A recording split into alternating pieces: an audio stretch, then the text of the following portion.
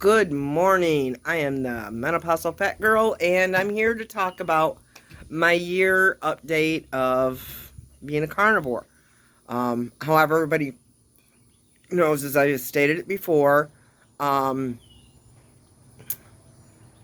I had fallen off for the past 6 months or so as we were in the camper.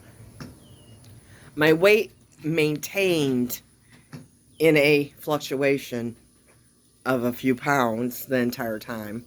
Um, I was pretty good there. I'd get down to like 188, and then I'd go back up to like 194 or 196. But now I'm on the slide back down. I've gotten back on the diet. I'm kind of going through the carnivore flu, which is basically withdrawals, where your body's getting used to, um, your metabolism is changing from sugars to actual fat protein. Um, so your insulin isn't being triggered anymore, so you're not getting that rush of sugars through your bodies. And I know this usually lasts about a week. It did before. As long as I don't cheat, I won't, I'll be good. Knock on wood. So, things that I've noticed. All right, so we did a crayfish boil 4th of July weekend a year ago. And that had been my goal date to really switch over. So I had started at the middle to end of May, but I knew we were going to have that boil, and so that was my goal date. And I wanted corn and potatoes. Even though I've never been a big corn eater. I mean, we haven't eaten corn in years.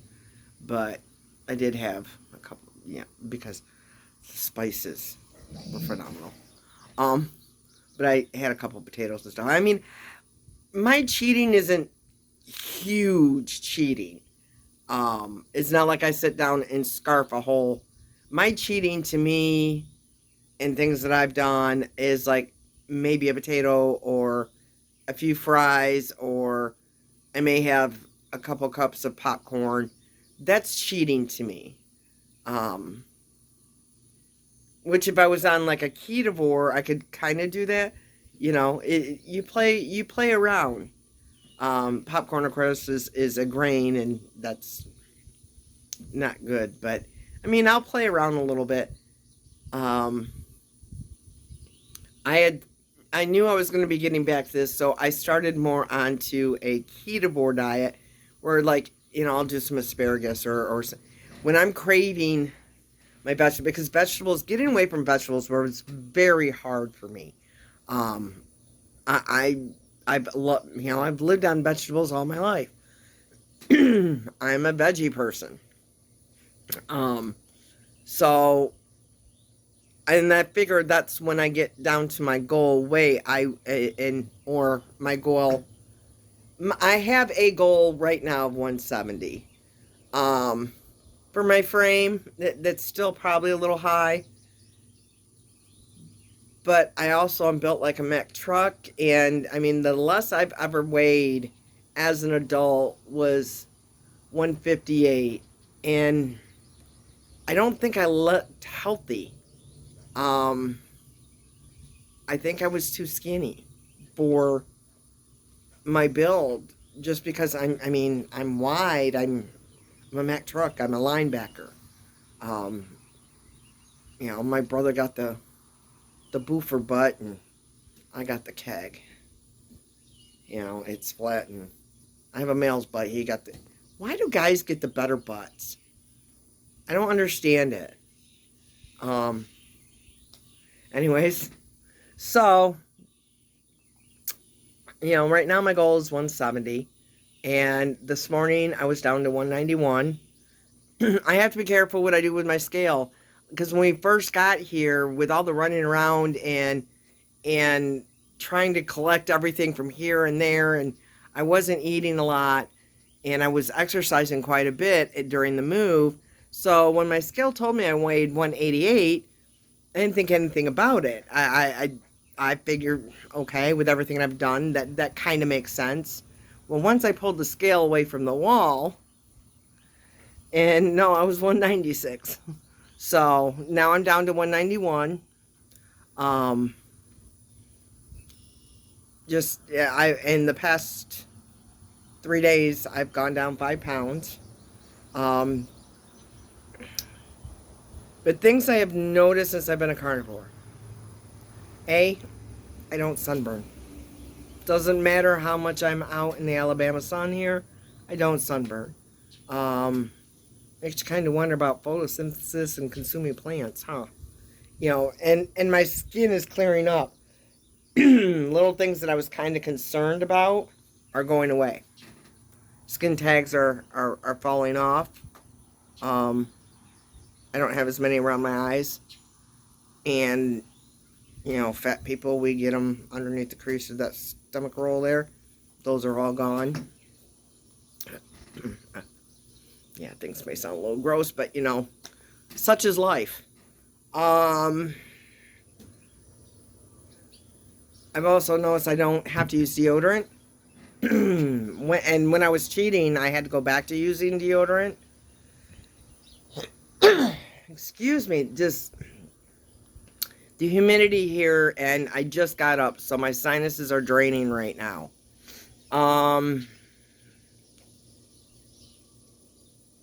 Yeah, before when I got onto the carnivore diet, my deodorant was no longer working.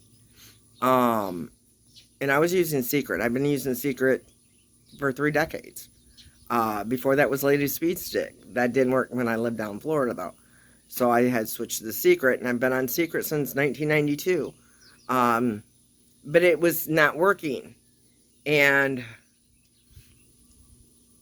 well, I used the Native. The Native worked well. However, after about a week of using it, I had skin burns. My underarms were just inflamed and stung, and oh my God, I couldn't get stuff off quick enough. So I gave that to somebody that I know who can use it. But once I switched to the carnivore diet, I don't have to use deodorant. So I mean that's kind of a warning sign that your body's giving you that you're not eating properly, because our sweat is toxic. It's releasing the toxins in your glands and trying to rid your body of toxins. So that is where your smell comes from. So if you're somebody that deodorant isn't working for, then you really need to look at your diet. You urinate quite a bit more, obviously, but again, the color of your urine is not it's not dark yellow. I mean, it's light. A lot of times when it comes out, you can't even tell, because you're consuming the waters and this stuff. Okay, so like I have my Circle, and then I'll do a cup of coffee, and then I have my Coke Zeros. I try to consume at least half a gallon of fluid a day. So you urinate quite a bit more, but you also don't have the bowel movements because you're not consuming things that your body needs to get rid of. You know, sweating, urination, bowel movements are all waste that your body's getting rid of. And if any of that smell, I mean, the more it smells, the more you're not supposed to, you're consuming things that your body can't handle. No, I mean, there are cultures and there are races that can handle some of the grains and handle some of the vegetables because their structure is different. That's their region. Their body's adapted to that region. they find excuse me, the Asians can do the rices and the grains and still be healthy because that is the adaptation of that region. Um, the DNA and the anthropology is very interesting. Um, it's I'm fascinated by it all.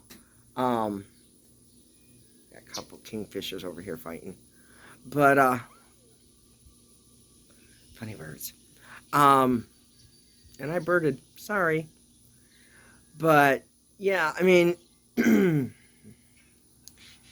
So now I only have one bowel movement, maybe in a week or two. It just depends on how much I'm consuming.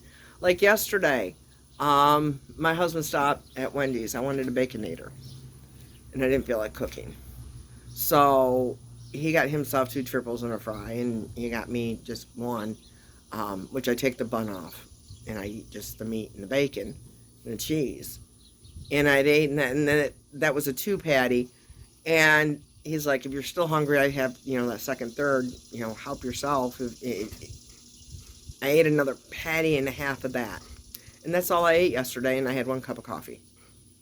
The coffee I consider breaking a fast anyways, because I use milk in it. So, that's breaking the milk needs a digestion. There is carbohydrates in milk. There's natural sugars in milk. So, I mean, that's definitely that's breaking my fast because it has to be digested. Anything that does not have a carbohydrate in it, you're not breaking your fast because your body doesn't have to break it down. It doesn't have to release the insulin. So, there's fat and natural sugars in the milk that need to be broken down. Which, I mean, I only use like an ounce of milk, if that. And then, of course, my sugar-free syrup, which still could have a sugar in it. That's why I try to limit. That's why I limit myself to 1 a day if I have any at all. Right now, because I am going through the withdrawals and getting away from that, I drinking the coffee because I'm craving sweet. So that's what I use the coffee for. I use the coffee to break my sweet cravings because I have caramel syrup, and then so that gives me that sweetness that my body's craving, or I'm craving.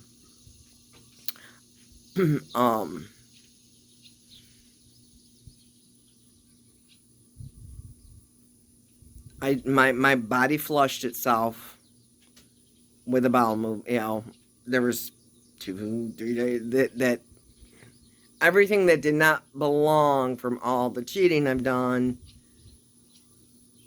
Which my cheating is, my cheating is maybe having some fries or a potato, or I got stuck on some bear claws. I was craving the almond and the cinnamon in the bear claw. I mean, I could really care less about the pastry around it, outside of the texture, that texture cheese. That's one of the biggest things I miss. I'm a texture eater. Like I like eating onion, the texture, the crunch of the onions, or the celery, or the way chip. Now, I like crunching.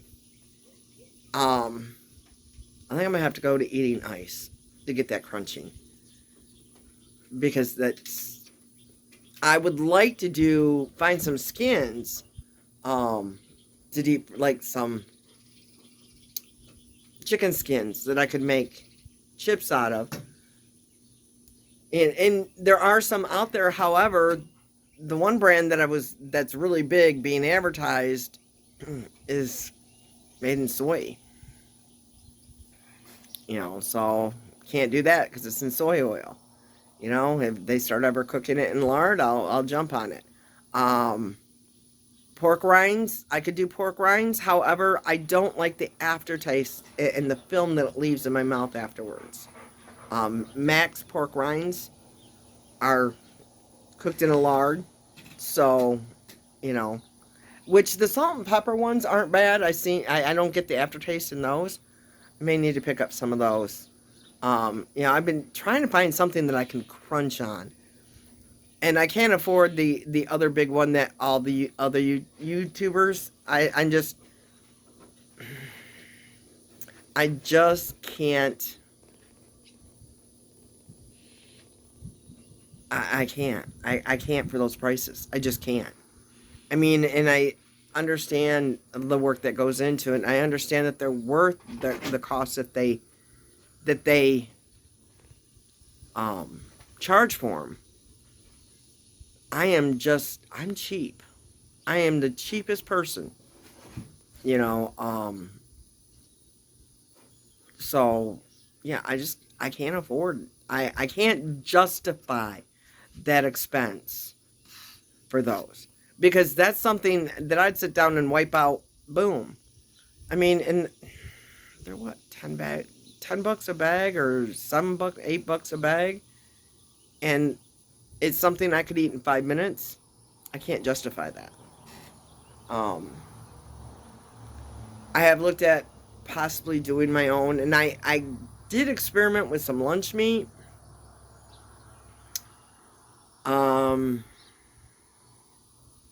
And I'm a cheap person, so I got the cheapest, and because again, I can't justify the cost. So yeah, I may do some once I get the chickens going and get the beef, I may do my own.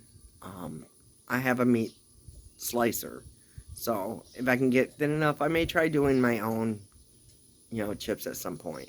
I would just really wish I could find a supplier for chicken skin, but the stores won't give any to you because they can't guarantee what chickens, so on and so forth, it comes from, and if there's a recall, blah, blah, blah, blah.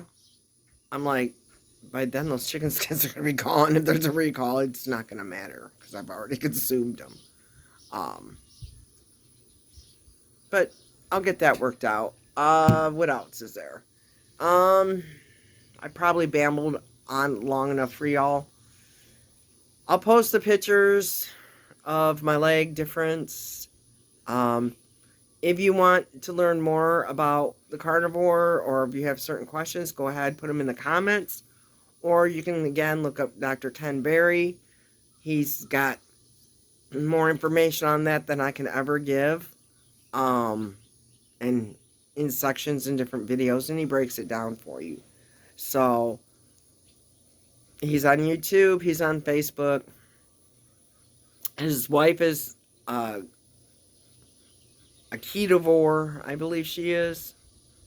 I don't think she's keto. I think she's a ketovore. And she has her own channel too. And I'm really bad at names, and I don't want to slaughter her name because she has a name that my dyslexic brain doesn't work well with. Niche, Nash. Yeah, see, I can't. But you can look them up and get a lot of great ideas, and he'll break things down for you. And like, subscribe, share, and I will try to be getting up better more content. Right now, the source that I'm using for my update for the internet takes hours. It's probably going to take me 5-6 hours to upload this. We will be getting fiber in the second week of August, I think my appointment's for. So I'll be able to do a lot more with the channel and give a lot more updates and show you the work we've done around here. And you guys have a great day. Peace, love, hippie beads, such and such. Stay cool in this heat. I'll talk to you next time.